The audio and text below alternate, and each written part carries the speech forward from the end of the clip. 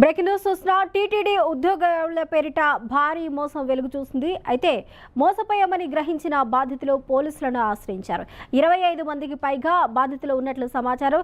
3 కోట్లకు పైగా మోసం జరిగినట్లు ప్రాథమికంగా అధికారులు అంచనా వేస్తూ ఉన్నారు. అయితే కేసు నమోదు చేసి దర్యాప్తు చేపట్టారు ఈస్ట్ పోలీసులు. మొత్తానికి తిరుపతి టీటీడీ ఉద్యోగాల పేరిట జరిగిన మోసం ప్రస్తుతం కలకలం రేపుతుంది. ఇందులో 25 మందికి పైగా మోసపోయినట్టు తెలుస్తుంది. టీటీడీలో లోగోతో నకిలీ అపాయింట్మెంట్ లెటర్ కూడా కిరణ్ కుమార్ అనే వ్యక్తి సృష్టించినట్టు తెలుస్తుంది. టీటీడీ ప్రాక్యూర్మెంట్ జీఎం సుబ్రహ్మణ్యం ద్వారా ఉద్యోగాలు ఇప్పిస్తామంటూ కూడా కిరణ్ నమ్మించినట్టు తెలుస్తుంది. ఒక్కో బాధితుడి నుంచి సుమారు 15 లక్షల నుంచి 50 లక్షల వరకు వసూళ్లకు పాల్పడ్డారు. అన్యమత ఉద్యోగుల స్థానాల్లో నియామకాలు చేస్తామంటూ కూడా నిందితుడు నమ్మబలికారు.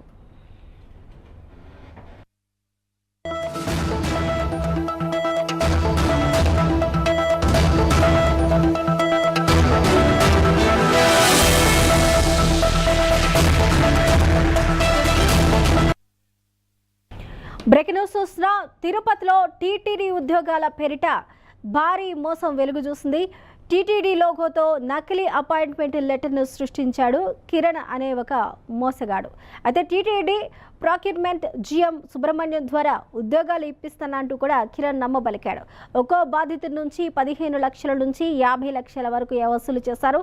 అన్యమత ఉద్యోగుల స్థానంలో నియామకాలు చేస్తామంటూ కూడా నిందితుడు నమ్మబలికారు. మోసపోయామని గ్రహించిన బాధితులు పోలీసులకు ఫిర్యాదు చేశారు.